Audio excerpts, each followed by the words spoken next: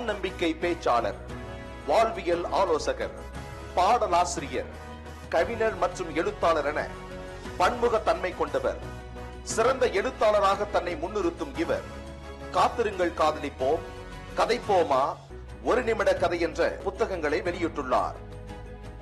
தன் வசீகரிக்கும் குரலில் இவர் சொல்லும் ஒரு நிமிட கதை ஒவ்வொன்றும் சமூக வலைத்தளங்களில் பல மில்லியன் பார்வையாளர்களை கடந்து சாதனை படைக்கிறது என்பது குறிப்பிடத்தக்கது. ஒரு நிமிட கதையே ஆனாலும் இவர் சொல்லும் அறம் பலரையும் சிந்திக்க வைக்கிறது. திரையில் தோன்றி கதை சொன்னாலும் நம் மனத்திரையில் நீங்காமல் ஒலிக்கிறது இவரது ஒரு நிமிட கதை. சிறந்த நெறியாளராகவும் நிகழ்ச்சி தொகுப்பாளரான இவர் விஜய் டிவியின் கலக்கப் போவது யாரு, சன் டிவியின் அசத்த போவது யாரு, கலைஞர் டிவியின் அறம் பொருள் அறிவு நிகழ்ச்சிகளில் சிறந்த நடுவராகவும் நகைச்சுவை பேச்சாளராகவும் பங்கேற்பதோடு தற்போது ஆதித்யா தொலைக்காட்சியில் இந்த நாள் இனிய நாள் என்ற நிகழ்ச்சியை தொகுத்து வழங்கி வருகிறார். இம்மாபெரும் சிறப்புக்குரிய தமிழ் இளவல், தமிழ் நதி, இளைய பாரதி, 60 நொடி அரசன் போன்ற பட்டங்களை மகுடமாக சூட்டியவர். சுமார் 20 வருடங்களுக்கு மேலாக தமிழ் மேடைகளில் தனி பெரும் அங்கீகாரத்தோடு பயணித்து வரும் நம் சிறப்பு விருந்தினர் பெருமைக்குரிய தமிழ் இளவல் வி ராமகிருஷ்ணன் அவர்களை வரவேற்று மகிழ்கிறது நம் கிரீன் பார்க் கல்வி நிறுவனங்கள். எண்ணிய முடிதல் வேண்டும், எண்ணிய முடிதல் வேண்டும், நல்லவை எண்ணல் வேண்டும், திண்ணிய நெஞ்சம் வேண்டும், தெளிந்த நல் அறிவு வேண்டும், பண்ணிய பாவமெல்லாம் பருதி முன் பணியை போல நன்னிய நின்முன் இங்கு நசிந்திடல் வேண்டும். இப்பெல்லாம் யாராவது சொன்னா கைதட்ட வேணும், மிரண்டு போய் பார்க்க கூடாது. அவன் என்ன யோசிச்சிருக்கான், சுதந்திர தினம் லீவுன்னு தானே நமக்கு சொன்னாங்க. இங்க ஏற்கனவே சார் தமிழ் பாடம் எடுத்துட்டாரு, இந்த அண்ணன் வேற தமிழ் பாடம் எடுக்க போறாரோ அப்படின்னு பயந்துட்டியா? கவலைப்படாங்க, நம்ம பேசதான் போறோம். அழகா ஒரு கலந்துரையாடலாக 79வது இந்த பிரம்மாண்டமான இந்த சுதந்திர தின விழாவில் பாருக்குள்ளே நல்ல நாடு, வீரத்திலே தீரத்திலே பரமோனத்திலே உயர் மானத்திலே அன்னதானத்திலே ஆக்கத்திலே தொழில் ஊக்கத்திலே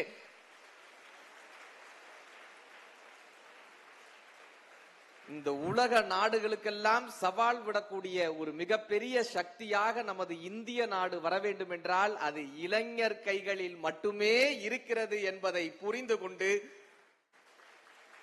இந்த இளைஞர்களின் சக்தி தான் இந்திய சக்தி என்பதை அறிந்து கொண்டு அற்புதமாக இந்த சுதந்திர தின விழாவில் நான் வரும்போது சார் சொன்னாங்க, பேச்சாளராக அறிமுகப்படுத்தினாங்க. நல்ல ஒரு பெரிய கைதட்டல் தாங்க சார், அற்புதமா இருந்தது சார். பாவேந்தரினுடைய வரிகளில் இருந்து ஒவ்வொரு வரிகளையும் தேர்ந்தெடுத்து அறிமுகப்படுத்தினாங்க. நல்ல ஒரு பெரிய உற்சாகமான கைதட்டல் அவருக்கு. நீங்க அமர்ந்துருங்க சார், நான் 45 நிமிஷம் 1 மணி நேரம் பேசுவேன், கால் வலிக்கும் உங்களுக்கு. நல்ல இந்த காலை பொழுதை ஒரு கருத்து நிறைந்த ஒரு பொழுதாக என்னுடைய மாணவர்களினுடைய மனதில் ஒரு விதையை விதைத்து விட மாட்டோமா? இந்த மாணவர்களினுடைய வாழ்க்கையை நாம் மாற்றிவிட மாட்டோமா? இந்த மாணவர்களினுடைய மனதுக்குள் ஏதேனும் ஒரு செய்தியை கொடுத்து விட மாட்டோமா என்கிற ஒரு பெரிய நோக்கோடு ஒரு தந்தையின் ஸ்தானத்தோடு இந்த நிகழ்வை அமைத்திருக்கக்கூடிய உங்களுடைய தாளாளர் மரியாதைக்குரிய சரவணன் சார் அவர்களுக்கு ஒரு பெரிய கைதட்டலின் மூலமாக என்னுடைய மனமார்ந்த நன்றி சார். நான் வரும்போது சார் நீங்க சொன்ன மாதிரி பேச்சாளராகவும் இந்த சமூக வலைதளத்தினுடைய செலிபிரேட் இப்படிலாம் தான் வந்தோம். ஆனா இங்க இந்த அரேஞ்ச்மெண்ட்ஸ், இந்த ஆசிரியர் பெருமக்கள், இங்க மேடையில் அமர்ந்திருக்கக்கூடிய அத்தனை பேரினுடைய கண்களில் இருக்கக்கூடிய கனவுகள், இவ்வளவு அமைதியாக ஒரு பேச்சை கேட்கக்கூடிய மாணவர்கள், உங்களை பார்க்கும் போது இந்த கிரீன் பார்க் எஜுகேஷனல் இன்ஸ்டிடியூஷனுக்கு ஒரு ரசிகனாக அமர்ந்து கேட்டுட்டு இருந்து எவ்வளவு ஒரு ஆழமான ஒரு குறுகிய நேரத்துல ஒரு தந்தையின் ஸ்தானத்தோடு ஒரு பொறுப்போடு ஒரு கருத்தை கடத்திட்டு போனார் இல்லையா? அவர் சொன்ன மாதிரி இந்த இடத்துக்கு விஜய் டிவில இருந்து யாரையாவது கூப்பிட்டுருக்கலாம், மிமிக்ரி பண்ணிருப்பாங்களா? கரெக்டா? இல்ல ஒரு சினிமா செலிபிரிட்டியை கூப்பிட்டுருக்கலாம். ஆனால் என்னுடைய மாணவர்கள் பொழுதை போக்குபவர்கள் அல்ல, பொழுதை ஆக்குபவர்கள் என்று காட்ட வேண்டும் என்கிற ஒரு பெரிய நோக்கத்தோடு இந்த கருத்துக்களை ஏதேனும் ஒரு வகையில ஒரு கருத்துக்களை இந்த மாணவர்களுக்கு கொடுத்துட முடியாதா, இந்த தலைமுறைக்கு கொடுத்துட முடியாதான்? என்ன சார் 2 விஷயத்துக்கு மேல 3வது விஷயம், ஜென் ஜி தலைமுறையா? ஜென்ஜி தலைமுறை. நீங்க ஒரு 4 வார்த்தை சேர்ந்து சொன்னா சார் பூமர்ன்றா நம்மள. அண்ணன் ரொம்ப பூமரா பேசுறாங்க. என் பையன் கிட்ட சொல்றேன், படிச்சா நல்லதுடா. நீங்க எவ்வளவு அழகா சொன்னீங்க. என் பையன்கிட்ட சொல்றேன், படிச்சா நல்லதுடா வாழ்க்கையில. கண்ணதாசன் ஐயா என்ன தெரியுமா சொன்னாரு? இசை அறிந்தோன் குழல் எடுத்தால் இசை பிறக்கும், திசை அறிந்தோன் படை எடுத்தால் தேசம் தோன்றும், திடமுடையோன் படை எடுத்தால் பகைமை வீழும், அறிவுடையோன் ஏடொன்றே அறிவின் கன்று, அவ்வழியே தமிழ் செய்தி வந்ததென்று, திடமுடையோன் கைகளிலே திகழ்ந்து நின்று, தேன் அமுர தமிழோசை வாழ்க நன்றுன்னு கண்ணதாசன் ஐயா சொன்னார்றான்னு என் பையன்கிட்ட சொல்றேன். நீ எல்லாம் கை தட்டிட்ட. அவன் எப்படியே முறைச்சு பார்த்தான். இன்னைக்கு உனக்கு நிகழ்ச்சி இல்லையா அப்படின்னா, இன்னைக்கு எந்த ஸ்கூல்லயும் உன்னை கூப்பிடலையா அப்படின்னா, ஏன்டா அப்படின்றேன். அவன் இந்த கூகுள்னு இந்த போன்ல ஒண்ணு வந்திருக்கு, சாட் ஜிபிடின்னு வந்திருக்கு. அதை எடுத்து கேட்கிறான், Google how to put my father in mute. அதுக்கு சாட் ஜிபிடி 3 ஆப்ஷன் கொடுக்குது. Stitch your father mouth, paste your father mouth, bring your mother in front of him. அவன் 3வது ஆப்ஷன் எடுத்துட்டான். அதுக்கப்புறம் நம்ம எங்க பேச கேட்கிற, அப்ப படிச்சா நல்லது அவ்வளவுதானப்பா, ஏன் இழுக்கிற, சாட்டா முடிப்பா, 2 வார்த்தையில முடிப்பா, ஏன்பா? இந்த தலைமுறையிடம் ஏன் நல்ல விஷயங்களை சொல்லணும்? நாங்க ஏன் தெரியுமா நல்ல விஷயங்களை சொல்லணும்? ஏன் தெரியுமா நல்ல விஷயங்களை கேட்கதற்காக அடுத்த தலைமுறையை உருவாக்க வேண்டும் என்கிற ஒரு பெரிய நோக்கத்தோடு ஏன் தெரியுமா இங்க உட்கார வச்சிருக்காங்க? இந்த 1 மணி நேரம் இருக்குல்ல, நீ உட்கார்ந்து இருக்கல, இந்த 1 மணி நேரம் இது நீ வாழ்க்கைக்காக கொடுக்கக்கூடிய நேரம். இந்த பிரபஞ்சம் உங்களை ஆசீர்வதித்த நேரம். உங்களுடைய தந்தை ஸ்தானத்தில் இருக்கக்கூடிய தாளாளர் அவர்கள் உங்களை ஆசீர்வதித்த ஒரு நேரம். பெரிய கைதட்டலோடு மேடையில் அமர்ந்திருக்கக்கூடிய அத்தனை பேருக்கும் இதுக்கு நம்ம நன்றி சொல்லணும். இப்ப இந்த விளக்கேத்துனாங்களா, வந்த உடனே விளக்கேத்தணுமா? விளக்கேத்தணுமா? விளக்கேத்துறதுக்கு என்ன வேணும்? என்னதான் வேணும்? விளக்கு வேணுமா? யாருப்பா அந்த ஜிடி நாயுடு சார்? நம்ம ஸ்கூல்ல இருந்து பெருஞ்சீடி. விளக்கேத்துறதுக்கு என்னென்ன வேணும்? என்ன வேற? திரி, தீப்பெட்டி. தீப்பெட்டி மட்டும் இருந்தா பத்தாது, தீ வேணும். கேண்டில்லா, நெருப்பு, தீ. கரெக்டா சொல்லி பாரு. விளக்கேத்துறதுக்கு என்ன வேணும்? என்ன, திரி, தீ. என்ன, திரி, தீ. வேமா சொல்லு. என்ன, திரி, தீ. என்ன, திரி, தீ. என்ன, திரி. என்னை திருத்திக் கொண்டால் நான் சமூகத்திற்கு விளக்காக இருந்து விட முடியும். இந்த இந்திய நாட்டிற்கு நான் ஒரு விளக்காக இருந்து விட முடியும் என்பதை ஒரு விளக்கு நமக்கு காமிச்சிட்டு போகுது. நான் இந்த நாட்டுக்கு ஒரு ஒளியா வந்துருவேன்பா, நான் இந்த இருண்ட சமூகத்திற்கு ஒரு வெளிச்சமா வந்துருவேன்னு உங்களை எல்லாம் ஒரு விளக்காக மாற்றிவிட மாட்டோமா? இந்த நாட்டினுடைய வெளிச்சமாக மாற்றிவிட மாட்டோமா என்கிற கனவுகளோடு இந்த மேடையில் அமர்ந்திருக்காங்க. ஒவ்வொரு ஆசிரியர் கண்களிலும் அந்த கனவு ஒளிந்து கொண்டே இருக்கிறது. சார் சொல்லும் போதே சொன்னாங்க, 60% of students, around 30 to 60% of students நம்ம இன்ஸ்டிடியூஷன்ஸ்ல இருந்தா இன்னைக்கு நீட் பரீட்சையை கிளியர் பண்ணிட்டு இருக்காங்க. நீட் பரீட்சையில் மிகப்பெரிய சாதனையாளர்களாக நம்ம இன்ஸ்டிடியூஷன்ல இருந்து வந்திருக்காங்கன்னு சார் சொன்னார். எவ்வளவு பெருமிதம் தெரியுமா? இந்த நிறுவனத்தில் இருந்துதான் இன்றைக்கு மிகப்பெரிய தலைவர்கள் வந்து கொண்டிருக்கிறார்கள் சொல்லும் போது அந்த பெருமிதம் இருக்குல்ல, அப்படியாக நீங்களும் ஒருவர் வந்துவிட மாட்டீர்களா என்கிற ஏக்கம் தான் இந்த நிகழ்வு. இந்த ஜெய்பீம் படத்துல ஒரு பாட்டு இருக்கும்ல, என்ன பாட்டு? தலக்கோதும் இளங்காத்து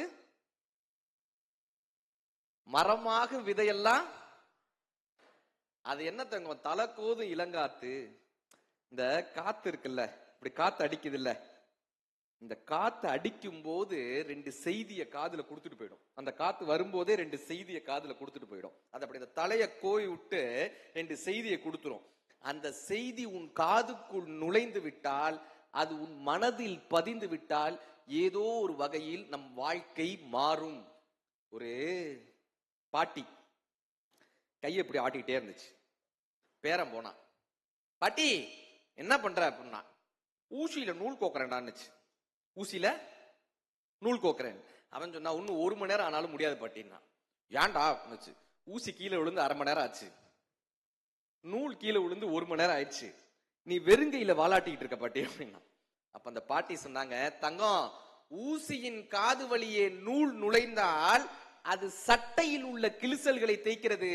மனிதனின் காது வழியே நல்ல நூட்கள் நுழையும் போது அது இதயத்தில் உள்ள கிழிசல்களை தேய்க்கிறதுன்னு அந்த பாட்டி கத்து கொடுத்துட்டு போனாங்க.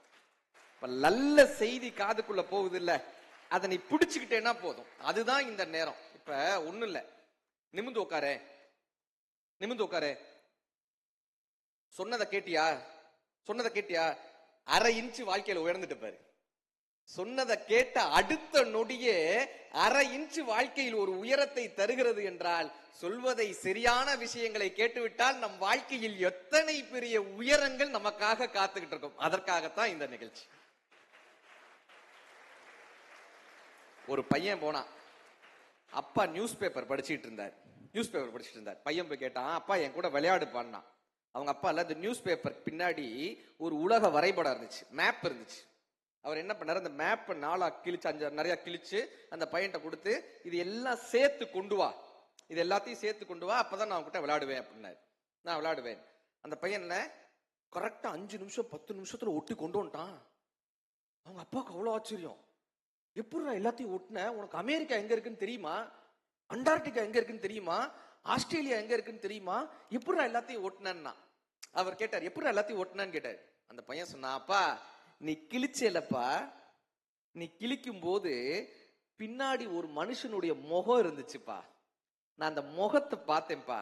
எனக்கு ஆஸ்திரேலியா எங்க இருக்குன்னு தெரியாது, அண்டார்டிகா எங்க இருக்குன்னு தெரியாது, அமெரிக்கா எங்க இருக்குன்னு தெரியாது, மூக்கு எங்க இருக்குன்னு தெரியும், காது எங்க இருக்குன்னு தெரியும், வாய் எங்க இருக்குன்னு தெரியும், கண்ணு எங்க இருக்குன்னு தெரியும். ஒரு தனி மனிதனை சரி செய்தேன், இந்த உலகம் தானாய் சரியானதுன்னு அந்த பையன் கத்து கொடுத்துட்டு போனான். உங்களுடைய தாளாளரினுடைய ஏக்கம் என்ன தெரியுமா? ஒவ்வொரு மாணவனையும் நான் கொஞ்சம் சரி பண்ணிட்டோம்னா, ஒவ்வொரு மாணவர்களுக்குள்ளும் ஒரு விதையை நாம் தூவி விட்டால் அவர்களுடைய வாழ்க்கை மாறிவிடாதா? அவர்கள் வாழ்க்கை மாறிவிட்டால் இந்த நாட்டினுடைய மிகப்பெரிய வளர்ச்சி உருவாகி விடாதா என்கிற ஒரு பெரிய ஏக்கம் தான் உங்கள் தாளாளரினுடைய ஏக்கம். தலக்கோது இளங்காத்து சேதி கொண்டு வரும். 2வது வார்த்தை என்ன போட்டாங்க? விதையெல்லாம். நல்லா கேட்டிருக்கடா பாட்ட, நீ சந்தோஷமா சொல்றான். மரமாகும் விதையெல்லாம் வாழ சொல்லித்தரும். எல்லா விதையும் மரமாயிடுமா? எல்லா விதையும் மரமாயிடுமா? பைபிள்ல ஒரு வாசகம் வரும், நான் விதைகளை தூவுகின்றேன், சில விதைகள் பாறைகளில் விழுகின்றன, அவைகளை பறவைகள் புசித்து செல்கின்றன. சில விதைகள் தண்ணீரில் விழுகின்றன, அவை நீர்த்து போகின்றன. சில விதைகள் முட்காட்டில் விழுகின்றன, அவைகளை மரங்கள் நசுக்கி விடுகின்றன. சில விதைகள் மட்டும்தான் செம்மண்ணில் விழுகின்றன. அந்த செம்மனுக்குள் விழக்கூடிய விதைகளுக்கு வீரியம் இருந்து விட்டால் அவை விருட்சமாகின்றன. பைபிள்ல ஒரு வாசகம் வரும். நீங்கள் எல்லாம் கிரீன் பார்க் எஜுகேஷனல் இன்ஸ்டிடியூஷன் என்கிற இந்த செம்மண்ணில் விழுந்த விதைகள், செம்மண்ல விழுந்த விதைகள். அப்பாவினுடைய ஆசீர்வாதத்தினாலேயோ, பெற்றோர்களினுடைய கருணையினாலோ, இயற்கையினுடைய ஆசீர்வாதத்தாலோ, உங்களுடைய தனிப்பட்ட திறனாலோ நீங்க இந்த செம்மண்ல விழுந்துட்டீங்க. உங்களுக்குள்ள வீரியம் இருக்கான்றதுதான் ஒரு பெரிய கேள்வி. நமக்குள் ஒரு வீரியம் இருக்கா? ஏன் பாருனா, ஏன் தெரியுமா? அமெரிக்க நாடு வர்த்தகத்தை நம்பி இருக்கு, ஐரோப்பிய நாடு சுற்றுலாக்களை நம்பி இருக்கு, அரபு நாடு பெட்ரோலியத்தை நம்பி இருக்கு, ஆஸ்திரேலிய நாடு கங்காருக்களை நம்பி இருக்கிறது. இந்திய நாடு மட்டும்தான் உங்களை போன்ற இளைஞர்களை நம்பி இருக்கு.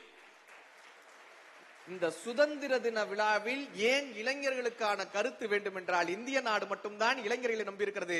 உலகத்தில் இருக்கக்கூடிய அத்தனை நாடுகளிலும் 65% யூத் பாப்புலேஷன் இருக்கக்கூடிய ஒரே நாடு நம்ம இந்திய நாடு மட்டும்தான். உலக நாடுகளுக்கெல்லாம் சவால் விடக்கூடிய விவேகானந்தர் ஒரு அழகான வார்த்தை சொன்னார். ஒவ்வொரு மேடைகளிலும் எல்லோரும் சொல்லக்கூடிய வார்த்தை, 100 இளைஞர்களை தாருங்கள், நான் இந்தியாவை மாட்டு காட்டுகிறேன். நிமிர்ந்த நடையும், நேர்கொண்ட பார்வையும், தெளிந்த சிந்தனையும், தீர்க்கமான எண்ணமும், எஃகு போன்ற உறுதியும் கொண்ட 100 இளைஞர்களை தாருங்கள், நான் இந்தியாவை மாற்றி காட்டுகிறேன். விவேகானந்தரினுடைய வார்த்தை. இன்னைக்கு தாளாளர் ஐயாவினுடைய கனவு என்ன தெரியுமா? ஆசிரியர் பெருமக்களினுடைய கனவு என்ன தெரியுமா? 100 அல்ல, 1000 இளைஞர்கள் இந்த நிறுவனத்தில் இருக்கிறார்கள். எங்கள் கல்வி நிறுவனத்தில் இருந்து ஒரு விவேகானந்தர் வந்துவிட மாட்டாரா என்பதுதான் நம்ம நிகழ்ச்சியினுடைய நோக்கம். இங்கிருந்து ஒரு விவேகானந்தர் வந்துட மாட்டாங்களா? இப்ப நமக்கு தெரியணும்ல, நம்ம யாருன்றது நமக்கு தெரியணும்ல. எல்லாரும் ஒரு 6வதுல இருந்து 10வது 11வது படிக்கக்கூடிய ஸ்டூடெண்ட்ஸா? நம்ம யாருன்றது நமக்கு தெரியுமா? எல்லா மரமும் விதை ஆகிறது கிடையாது தங்கம். இப்படி இந்த செடியில இருந்து இப்படி வருதா, முளைச்சு வருதா, ஒரு ஆடு வந்து சாப்பிட்டு போயிடும். அடுத்து கொஞ்சம் மேல வந்துச்சுன்னா நம்ம உடைச்சு போட்டு போயிடுவோம். இன்னும் கொஞ்சம் பெருசா வந்துருச்சுன்னா மரத்துக்காகவும் ஜன்னலுக்காகவும் வெட்டிடுறோம்ல. ஆனா எல்லா தடைகளையும் தாண்டி ஒரு மரம் எழுந்து நிற்குதுல்ல. இன்னைக்கு நீங்க பாக்குறீங்களா, 200 வருஷம் 300 வருஷம் பழமையான இந்த மரம் என்ன தெரியுமா கத்து கொடுக்குது? மரமாகும் விதையெல்லாம் வாழ சொல்லி தரும். எத்தனை தடைகள் இருந்தாலும் நான் எழுந்து நிற்பேன். ஒரு மரம் நிக்குது இல்ல. இனிமே உனக்கு ஒரு மரம், எந்த மரத்தை பார்த்தாலும் அது போதி மரமாக தோன்ற வேண்டும். வாழ்க்கையை கற்றுக் கொடுக்க வேண்டிய மரமாக தோன்றிடும். இப்ப நமக்கு இந்த தருணத்துல முடிவெடுங்க, நீங்க யாருன்னு.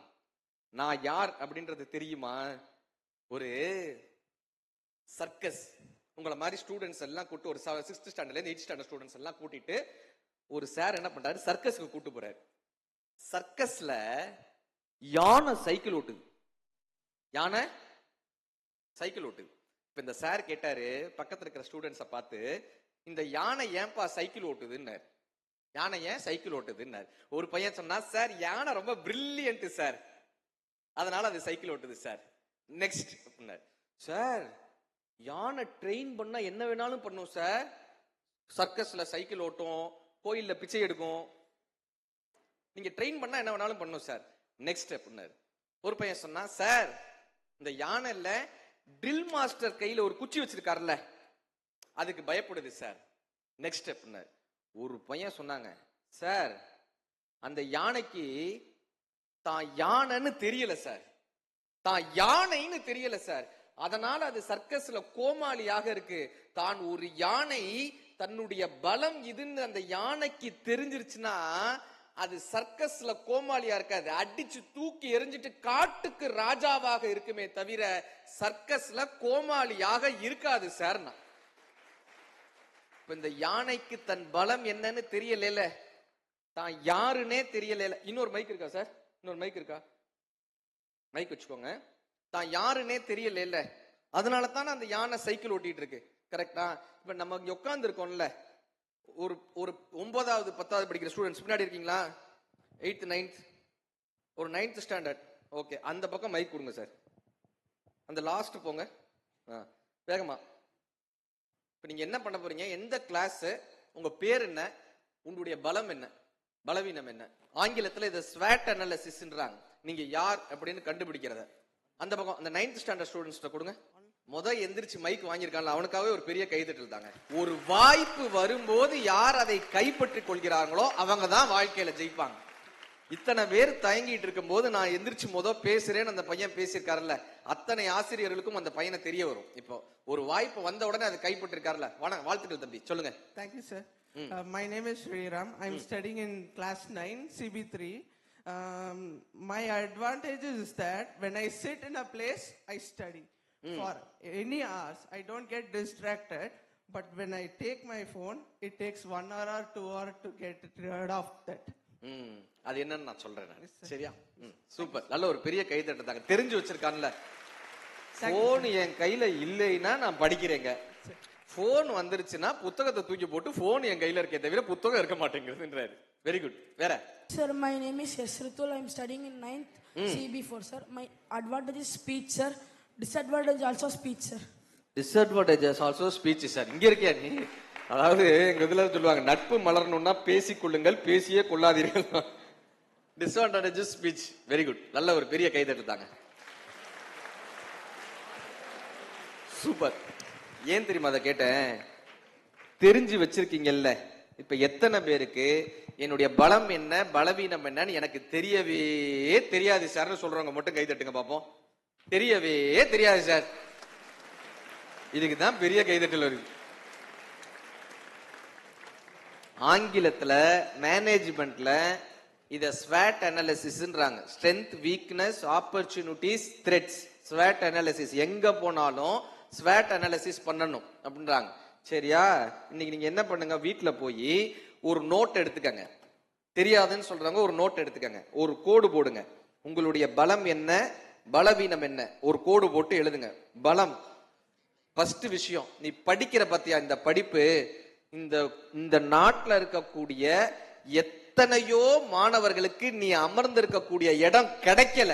உனக்கு இறைவன் அருளால், உன் பெற்றோர்கள் அருளால், ஆசிரியர்களினுடைய அருளால் இந்த கிரீன் பார்க் என்கிற மிகப்பெரிய ஒரு இன்ஸ்டிடியூஷன்ல உனக்கான இடம் கிடைச்சிருக்குல்ல, அதுவே உன்னுடைய மிகப்பெரிய ஒரு பலம் தான்.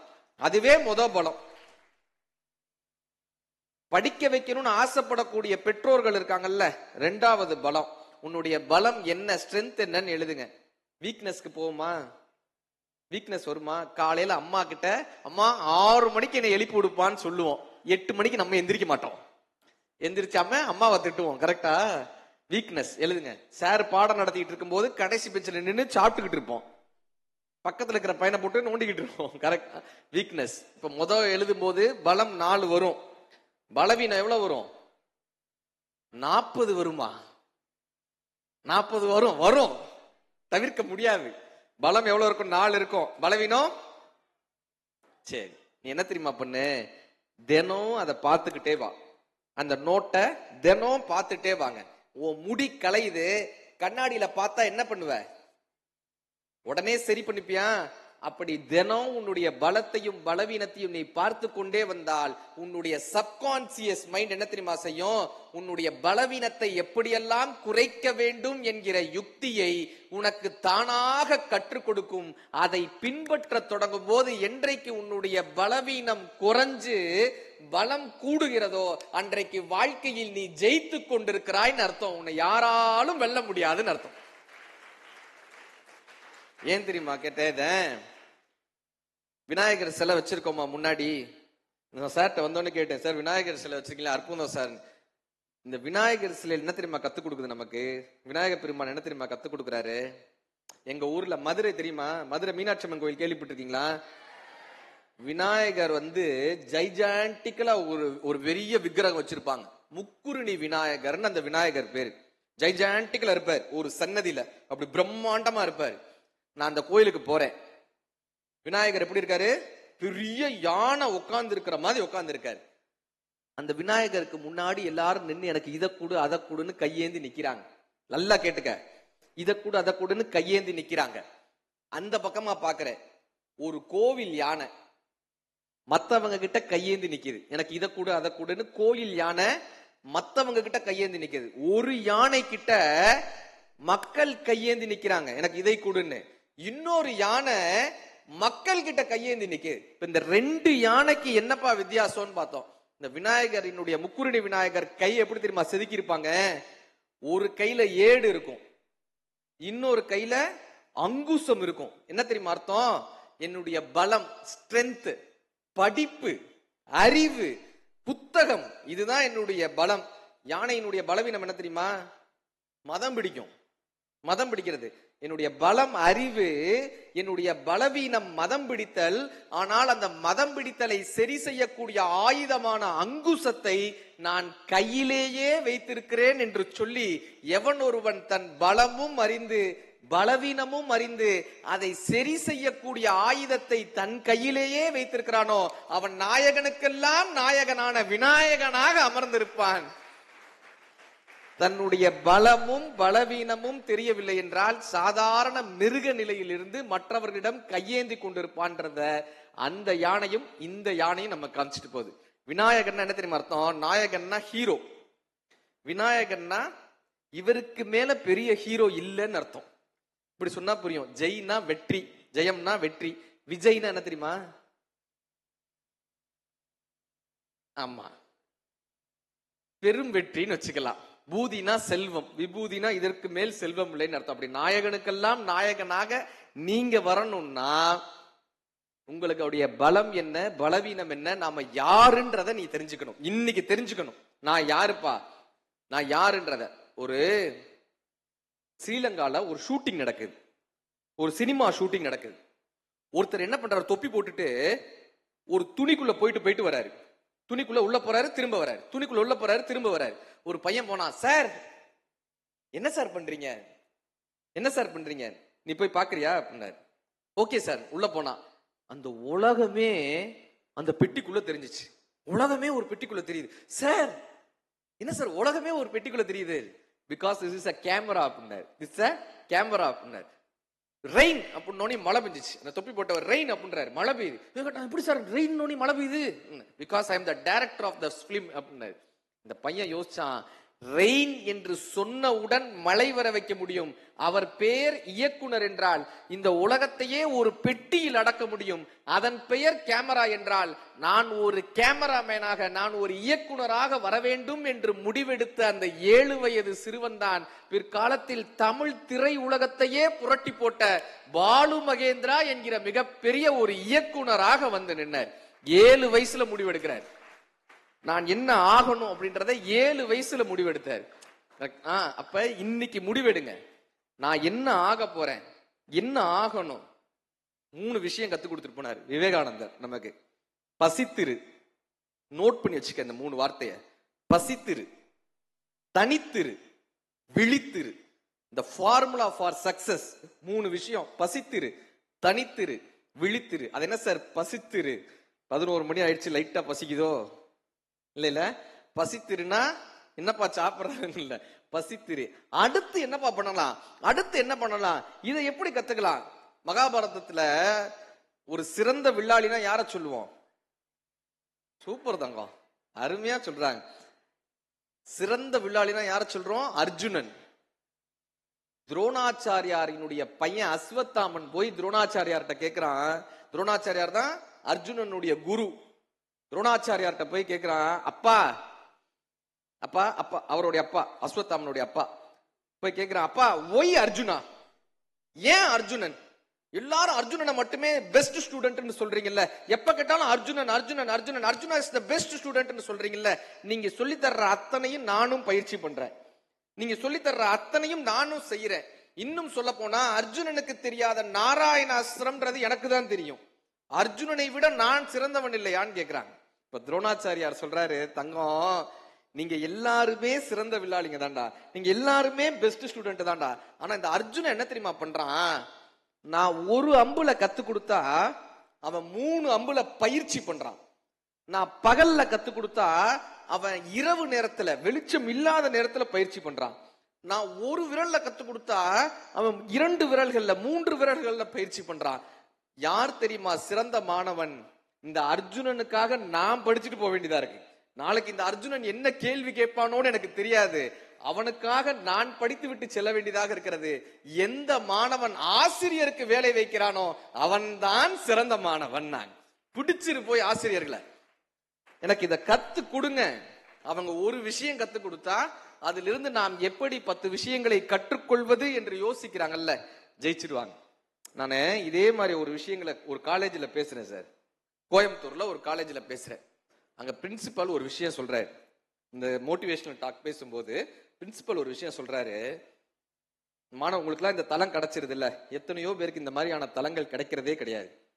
ஒரு பொண்ணு காலேஜ்ல படிக்கணும்னு ஆசை, 12th முடிச்சுட்டாங்க, முடிச்சு ஒரு 3 வருஷம் பிரேக், வாசல்ல நிக்கிறாங்க. காலேஜ் வாசல்ல போய் தினம் ஒரு அழுக்கு பாவாடை ஒரு சட்டை, அழுக்கு சட்டை வாசல்லே நின்றுகிட்டே இருக்காங்க. அந்த வாட்ச்மேன் பாக்குறாரு, ஏமா இங்கே நிக்கிற, ஏன் இங்கே நிக்கிற? இல்ல சார், எனக்கு இந்த காலேஜ் படிக்கணும்னு ஆசை, காசு இல்ல, ஆனா இந்த காலேஜுக்கு எல்லாரும் போறாங்கல்ல, அவங்கள பாக்குறதுக்கு எனக்கு கொஞ்சம் சந்தோஷமா இருக்கு, அதனால நான் போய் பாக்குறேன், அதனால போறவங்களை பாக்குறதுக்கு சந்தோஷமா இருக்கு. ஒரு வாரம் அந்த பொண்ணை பார்த்துட்டு வாட்ச்மேனுக்கு கஷ்டமா இருக்கு, அவர் உள்ளர கூட்டிட்டு போறாரு. நான் போய் ஏதாவது ஆபீஸ் ரூம்ல பேசி பார்ப்போமா, உனக்கு ஏதாவது வாய்ப்பு இருக்குமான்னு பேசி பார்ப்போம். இப்போ ஆபீஸ் ரூம்ல உட்காந்து இந்த பொண்ணு என்னன்னா, கோயம்புத்தூர் தாண்டி ஈஷா மையம்லாம் போறோம்ல, அதுகிட்ட ஒரு காடுகளாக இருக்கும், அந்த இடத்துல சுள்ளி பிறக்கிற பொண்ணு, காட்டுல விறகு பிறக்கக்கூடிய பொண்ணு அந்த பொண்ணு. இப்போ ஆபீஸ் ரூம்ல பேசுறாங்க, பிரின்சிபால் கிட்ட வேணா அப்பாயின்மெண்ட் வாங்கி தரோமா, நீ அவங்க கிட்ட பேசி பாருன்னு. கிட்டத்தட்ட 15 நாள் பொறுத்து பிரின்சிபால் கிட்ட அப்பாயின்மெண்ட் கிடைக்குது. இப்ப பிரின்சிபால் கேட்கிறாரு, உனக்கு நான் என்னதாமா பண்ணணும்? அவங்க சொல்றாங்க, உங்க ஸ்கூல் உங்க காலேஜ்லயே எந்த கோர்ஸ் ரொம்ப கம்மியான ஃபீஸுக்கு இருக்குமோ அந்த கோர்ஸ் கொடுங்க சார், இந்த கோர்ஸ் எல்லாம் வேணாம், எந்த கோர்ஸ் கம்மியான ஃபீஸோ. அவர் சொல்லியிருக்காரு, 3500 ரூபாய்க்கு ஒரு கோர்ஸ் இருக்கு, ஒரு வருஷத்துக்கு 3500 ரூபாய் கட்டணும் ஒரு கோர்ஸ், படிக்கிறியாமா? படிக்கிறேன் சார் இருக்காங்க. ஏன்னா அந்த கோர்ஸ்ல பெருசா யாரும் சேரல, சேர்ந்துக்கமா. அந்த பொண்ணு கேட்கறாங்க, இஎம்ஐல காசு கட்டலாமா சார்? இஎம்ஐல 3500 ரூபாய் இஎம்ஐல நீ எப்படி வேணாலும் கட்டுமான்றாரு. அந்த பொண்ணுல மாசம் தான் விறகு பொறுக்கக்கூடிய காசுல 100, 200, 300 சேகரிச்சு அந்த பிரின்சிபால் சார் சொல்றாரு, முதல் வருஷம் கட்டிட்டாங்க, 2வது வருஷம் பாதி கட்டியிருக்காங்க, கட்ட முடியல. 3வது வருஷம் அந்த காலேஜில் இருக்கக்கூடிய லைப்ரரியில ஒரே ஒரு சிஸ்டம் இருக்கு, ஒரு கம்ப்யூட்டர் இருக்கு. இந்த பொண்ணு என்ன பண்ணுவாங்களா, காலேஜ் முடிச்சதுக்கு அப்புறம் நேரா லைப்ரரிக்கு போய் இன்டர்நெட்டை முழுமையாக பயன்படுத்துறாங்க. இதுல படிப்போமா, அதுல படிப்போமா, என்னெல்லாம் படிக்கலான்னு. 3rd இயர் முடியும் போது கிட்டத்தட்ட 3300 பேர் படிச்ச அந்த கல்லூரியில மைக்ரோசாஃப்ட் நடத்தின ஆஃப் கேம்பஸ், இன்டர்நெட்ல நடத்துவாங்க கேம்பஸ், ஆஃப் கேம்பஸ்ல அத்தனை பேர் கோயம்புத்தூர்லயே இந்த ஒரு பொண்ணு மட்டும்தான் செலக்ட் ஆயிருக்காங்க. ஆஃப் கேம்பஸ்ல கோயம்புத்தூர்ல அந்த ஒரு பொண்ணு மட்டும் செலக்ட் ஆயிருக்காங்க ஆஃப் கேம்பஸ்ல, மைக்ரோசாஃப்ட் நடத்தின ஆஃப் கேம்பஸ் இன்டர்வியூல. அது பெரிய விஷயம் கிடையாது. அந்த 3500 ரூபாய் கட்ட முடியாத பொண்ணு இன்னைக்கு அமெரிக்கால நம்ம ஊர் காசுக்கு 5.5 லட்சம் ரூபாய் சம்பாதிச்சிட்டு இருக்காங்க. அதையும் தாண்டி தன்னை போல் கஷ்டப்படக்கூடிய தன் கிராமத்துல இருந்து 16 பெண் குழந்தைகளை தத்தெடுத்து அதே கல்லூரியில் இவங்க ஃபீஸ் கட்டி படிக்க வச்சுக்கிட்டு இருக்காங்க. கல்வி ஒரு மனிதனை எப்படி மாற்றும்னு பெரும் உதாரணமாக இருக்காங்க. இன்னைக்கு நம்ம இருக்கக்கூடிய நிலையிலிருந்து நாம் மாற வேண்டும் என்று சொன்னால் உங்களுக்கான பெரிய ஆயுதம் இந்த படிப்பு தாயா. படிப்பை மட்டும் பிடிச்சுக்கங்க, ஏதோ ஒரு வகையில் அது மிகப்பெரிய ஒரு மாற்றத்தை உங்களுக்கு உருவாக்கும். பசித்திரு. 2வது என்ன பண்ணா, தனித்திரு, இண்டிவிஜுவாலிட்டி. எந்த இடத்துக்கு போ, உசேன் போல்ட் கேள்விப்பட்டிருக்கியா? யாரு ஃபாஸ்டா ஓடுவார்ல, உசேன் போல்ட்டோடைய வீடியோ பார்த்திருக்கியா? யூடியூப்ல பார்த்திருக்கியா? இன்னைக்கு போய் பாரு, இன்னைக்கு போய் உசேன் போல்ட்டோடைய வீடியோ யூடியூப்ல போட்டு பாரு. அவர் எப்படி தெரியுமா ஓடுவாரு? பக்கத்துல ஒருத்தன் ஓடுறான்னு அவனை பார்க்கவே மாட்டார், அந்த டைமிங்கை மட்டும்தான் பார்த்துட்டு ஓடுவார். போன தடவை நான் 4 செகண்ட்ல இதை கிராஸ் பண்ணேன், இந்த தடவை 3 செகண்ட்ல நான் கிராஸ் பண்ணிட்டேன்னா நான் ஜெயிச்சவன் அர்த்தம்வார். அடுத்தவர்களை வெல்வது வெற்றி அல்ல, உன்னை நீ வெல்வதுதான் உண்மையான வெற்றின்னு உசைன் போல்ட் நம்ம கத்து கொடுக்குற. தனிச்சு நம்ம ஃப்ரெண்டு 85 வாங்கியிருப்பான் பேப்பர்ல, நம்ம பேப்பர்ல எவ்வளவு இருக்கும்? 55 65 இருக்காது. அதுவும் இருக்குமா? 50 வச்சுப்போமா? உனக்கும் வேணாம் எனக்கும் வேணாம். 50 ஃப்ரெண்டு பேப்பர்ல 80. இப்ப நம்ம இந்த பேப்பரை பார்க்கும்போது நமக்கு பயமா இருக்கும், கரெக்டா? இவனோட எதுக்குடா நமக்கு நட்புன்ட்டு விட்டுட்டு போயிருவோம். இன்னைக்கு சொல்லிட்டு பாரு, அந்த மார்க் அப்படியே பார்த்து வச்சுக்கோ. ஓம் பேப்பரையும் பாரு 50, கரெக்டா? நீ 80ஓட போட்டி போடாத, உன்னோட போட்டி போடு.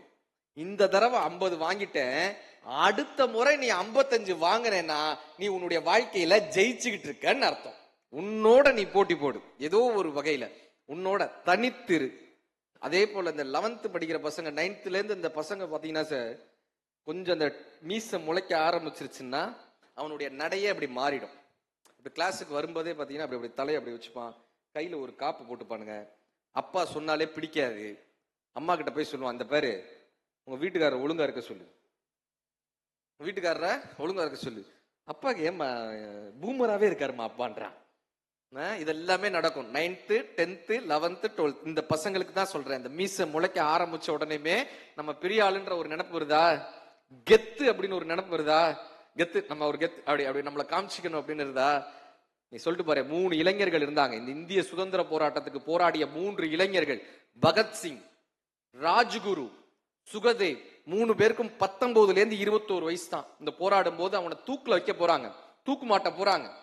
பகத்சிங் போய் நிக்கிறாரு, ராஜ்குருவும் சுகதேவும் கீழே நிக்கிறாங்க. பகத்சிங் கழுத்துல தூக்கு மாட்டப்படுது, இன்குலாப்னு கத்துனாரு. கீழே இருக்கிற 2 பேரும் ஜிந்தாபாத்னு கத்துனாங்க. பகத்சிங்க தூக்குல போட்டாங்க, 21 வயசு அவனுக்கு. அடுத்து ராஜகுரு போய் மேடையில் நிக்கிறாரு, இன்குலாப்னாரு. சுகதேவ் ஜிந்தாபாத்னு கத்துனா, ராஜகுருவினுடைய உயிர் பிரிந்தது. இப்ப சுகதேவ் போய் நிக்கிறாரு, சுகதேவ் மட்டும்தான் இப்ப இருக்காரு. அவருடைய கழுத்துல மாட்டப்படுது. அந்த பையனுக்கு 19 வயது, உங்களோட ஒரு 2 வயசு 3 வயசு பெரிய பையன், அவ்வளவுதான். நாட்டுக்காக போய் நிக்கிறாரு, அவருடைய கழுத்துல அந்த தூக்கு கயிறு மாட்டப்படுது. இன்குலாப்னாரு. கீழிருந்து யார் தெரியுமா ஜிந்தாபாத்னாங்க? அந்த லிவர் இழுத்த ஆங்கிலேயன் இருப்பான்ல, பிரிட்டிஷ்காரன், அவங்கத்தான் ஜிந்தாபாத்னா. சுகதேவினுடைய உயிர் பிரிந்தது. எல்லாரும் அந்த லிவர் இழுத்த ஆங்கிலேயன்ட்ட முறைச்சு பார்த்தாங்க. அவருக்கு என்கொயரி வச்சாங்க, ஏன்பா இன்குலாப் ஜிந்தாபாத்ன்றது இந்தியர்களினுடைய முழக்கம். அவன் சுதந்திர போராட்டத்துக்காக போராடுறான்றதுக்காக தான் அவனை தூக்கிலே போட்டோம். நீ எப்படி ஜிந்தாபாத்னு கத்தலான்? அந்த லிவர் இழுத்த அந்த பிரிட்டிஷ்காரர் சொன்னாரு, சார் அந்த 3 பேருக்கும் வயசு 19, 20ங்க. இந்த 20 வயதில் ஒரு இளைஞனுக்கு இத்தகைய நாட்டுப்பற்று இருக்குமா என்று எனக்கு புல்லரித்தது. ஒரு நிமிடம் நான் யார் என்பதை மறந்து விட்டு அந்த சுகதேவிற்காக ஜிந்தாபாத் கத்துனேங்கன்னு அந்த பிரிட்டிஷ்காரர் சொன்னார். இதுதான் இளைஞர் சக்தி, இதுதான் கெத்து, இதுதான் கெத்து. இப்ப தலையில ஃபங்க் விட்டுக்கிறதோ, அப்படி அந்த கெத்தா போறதோ, அப்பா அம்மாவை மதிக்காம இருக்கிறதோ, எதிர்த்து பேசுறதோ, ஆசிரியர்களுக்கு பேர் வச்சு கூப்பிடுறதோ, ஆசிரியர்களை கிண்டல் பண்றதோ, சோசியல் மீடியால போட்டோ போடுறதோ, கையில காப்பு மாட்டிக்கிறதோ, கழுத்துல ஒரு நாய் சங்கிலிய மாட்டிட்டு சுத்துறதோ, அல்லது தீய பழக்கங்களை கத்துக்கிறதோ கெத்து கிடையாது. உன்னால் உன் குடும்பம் பெருமைப்பட்டால் நீ கெத்து. உன்னால் உன் கல்வி நிறுவனம் பெருமைப்பட்டால் நீ கெத்து. உன்னால் இந்த சமூகம் பெருமைப்பட்டால் நீங்க கெத்து. மதுரையில மேலூர்ல ஒரு பையன் கார்த்திக்னு 11வது படிச்ச பையன், சரியா படிக்க மாட்டான், ஆவரேஜ் ஸ்டூடெண்ட், ரொம்ப ஆவரேஜ் ஸ்டூடெண்ட், படிக்கவே மாட்டான். அந்த பையனுக்கு அப்பா கிடையாது, அப்பா கிடையாது. மதுரையில் நடந்த சம்பவம், இப்போ ஒரு 3 வருஷத்துக்கு முன்னாடி. அப்பா கிடையாது அந்த பையனுக்கு. அம்மா ரொம்ப கஷ்டப்பட்டு 10 வீட்டுல வேலை செஞ்சு அந்த பையனை வளர்க்குறாங்க. சரியா படிக்க மாட்டான். ஒரு நாள் அவங்க வீட்டுல கரண்ட் இல்ல. இப்ப அம்மா சொல்றாங்க, டே நான் பக்கத்துல இருக்கிற மண்டபத்துல தான்டா வேலை பாக்குறேன், என் கூட வா, மண்டபத்துல வந்து வேலை செய், மண்டபத்துல வந்து நான் வேலை பாக்குறேன், நீ அங்க உட்காந்து படின்றாங்க. இந்த பையன் யோசிக்கிறான், அம்மா தினமும் போய் மண்டபத்துல வேலை பாக்குறேன், என்னதான் வேலை பாக்குறாங்க, நான் போய் பார்க்கணும்னு போறான். படிப்போம், அங்க போய் படிப்போம், புத்தகத்தை எடுத்துட்டு மண்டபத்துல போய் படிப்போம். அங்க போய் பார்த்தா அந்த கிச்சன்ல மலை மாதிரி வெங்காயம் குமிஞ்சிருக்கு, மலை மாதிரி குமிஞ்சிருக்கு. இந்த பையன் போய் நிக்கிறான், கண்ணெல்லாம் தண்ணி கொட்டுது, மூக்கெல்லாம் கொட்டுது, தலையெல்லாம் வலிக்குது. கேக்குறான், அம்மா இந்த வேலையாமா தினம் பாக்குற, தினம் இந்த வேலையாமா பாக்குற, உனக்கு கண்ணு எரியாதாமா, மூக்கு கொட்டாதாமா, தலை வலிக்காதாமா? அவங்க அம்மா சொல்றாங்க, தங்கம் எனக்கும் தலை வலிக்கும்பா, எனக்கும் கண்ணு எரியும்பா, எனக்கும் மூக்கு கொட்டும்பா, ஆனா நீ படிச்சு வந்துட்டேன்னா, கொஞ்ச நாள் நான் இதை பொறுத்துக்கிட்டேன்னா நீ படிச்சு வந்துருவேல தங்கம், நீ படிச்சு வந்துட்டேன்னா உன் தம்பிய நீ படிக்க வச்சிருவேல்ல, நம்ம குடும்பம் கரை சேர்ந்துரும்ல, இன்னொரு ஒரு 3 வருஷம் 4 வருஷம் இதை அம்மா பொறுத்துக்கிட்டா நீ ஜெயிச்சிருவேல தங்கம், உனக்காக அம்மா எவ்வளவு விஷயங்கள்னாலும் நான் பொறுத்துப்பேன்டான்னு அந்த அம்மா சொல்றாங்க. அதுக்கப்புறம் அவன் எப்ப அந்த புத்தகத்தை விட்டு வெளியே போகணும்னு அந்த தங்கம் சொன்னார்ல, நான் புத்தகத்தை எடுத்தா படிக்கிறேங்க, ஆனா செல்போன் எடுத்தா என்னால படிக்க முடியலங்கன்னாருல, எப்ப அந்த புத்தகத்தை தூக்கி போடணும்னு அந்த பையன் ஆசைப்படுறானோ அப்பொழுதெல்லாம் அவங்க அம்மாவினுடைய கண்ணு வந்து நிக்குது, அந்த வெங்காய மலை வந்து நிக்குது. எப்பெல்லாம் நான் படிக்க வேணான்னு அந்த பையன் முடிவெடுக்கிறானோ, எப்பெல்லாம் படிப்பின் மீது ஆர்வம் போகுதோ அப்பெல்லாம் அம்மாவினுடைய கண்ணீர் வந்து நிக்குது. அதுக்காகவே படிக்கிறான். மதுரை மாவட்ட அளவுல 2வது மாணவனாக 12th மிகப்பெரிய மார்க் வாங்கினான். மதுரையில் இருக்கக்கூடிய பெரிய இன்ஜினியரிங் காலேஜ்ல அந்த பையனுக்கு சீட் கிடைச்சிச்சு. ஐஐடில ஒரு காம்படிஷன் வைக்கிறாங்க, சென்னை ஐஐடில ஒரு காம்படிஷன் வைக்கிறாங்க. இந்த இன்ஜினியரிங் காலேஜ் ஸ்டூடெண்ட்ஸ் கண்டுபிடிச்ச கண்டுபிடிப்புகள்லாம் அதுல எக்ஸிபிட் பண்றாங்க. எக்ஸிபிட் பண்றதுல முதலா செகண்ட் இயர் படிக்கக்கூடிய ஸ்டூடெண்டோட ப்ராடக்ட் ஒன்று அங்க எக்ஸிபிட் பண்றாங்க. மேலூர் கார்த்திக், அந்த கார்த்திக் பையனுடைய ப்ராடக்ட் ஒன்று எக்ஸிபிட் பண்றாங்க. அகில இந்திய அளவுல இந்த பையனுடைய ப்ராடக்ட் தான், இவன் கண்டுபிடிச்ச அந்த மெஷின் தான் இந்திய அளவுல ஃபர்ஸ்ட் பிரைஸ் வாங்குச்சு. என்ன மெஷின் தெரியுமா? Any guess? இந்த பையனை கை தட்டுங்க. அழகு வெங்காய வெட்டுற மிஷின் கண்டுபிடிச்சான் சார். வெங்காயம் வெட்டுற மிஷின் கண்டுபிடிச்சான். நீங்க 100 வெங்காயத்தை போட்டா உடனே அது கட்டுன்னு வெட்டி கொடுத்துரும். வெங்காயம் வெட்டுற மிஷின் கண்டுபிடிச்சான். இப்ப எத்தனை பேர் வந்து பேட்டன் ரைட்ஸ் கேட்டாங்க, எனக்கு இதுக்கு பேட்டன் ரைட்ஸ் கொடுங்க, லட்சக்கணக்கா பேட்டன் ரைட்ஸ் கேட்டாங்க. காசு கொடுத்து வாங்கிக்கிறது. பேட்டன் ரைட்ஸ்னா காசு கொடுத்து அந்த மிஷினை வாங்கிப்பாங்க, இந்த ஃபார்முலாவை வாங்கிப்பாங்க, அதை எப்படி பண்ணான்ற டெக்னாலஜியை வாங்கிப்பாங்க, அதான் பேட்டன் ரைட்ஸ். இப்ப லட்சக்கணக்கா கொடுத்து இந்த மிஷினுக்கான பேட்டன் ரைட்ஸ் கொடுன்னு கேட்கும்போது அந்த கார்த்திக் சொன்னாரு, இது நான் விற்கிறதுக்காக செய்யல, இது என் தாய்க்காகவும் என் தாய் நாட்டிற்காகவும் நான் கண்டுபிடித்த கண்டுபிடிப்புன்னு அந்த கார்த்திக் சொன்னார். இப்ப நீ படிக்கிறேல்ல, அது உனக்காக மட்டும் கிடையாது, உன்னுடைய அப்பா அம்மாவினுடைய கனவு, இந்த ஆசிரிய பெருமக்களினுடைய கனவு, இந்த சமூகத்தினுடைய கனவு. ஏதோ ஒரு வகையில் உன்னை கொண்டு வந்து விட மாட்டோமா என்கிற இந்த சமூகத்தினுடைய பெரும் கனவு. இந்த கனவு தனித்திரு, பசித்திரு. மூணாவது என்ன தெரியுமா? விழித்திரு. அழகா சொன்ன, கைதட்டுங்க அவனுக்கு. விழித்திரு. இப்ப நீ தான் ஃபாலோ பண்றன்னு அர்த்தம்.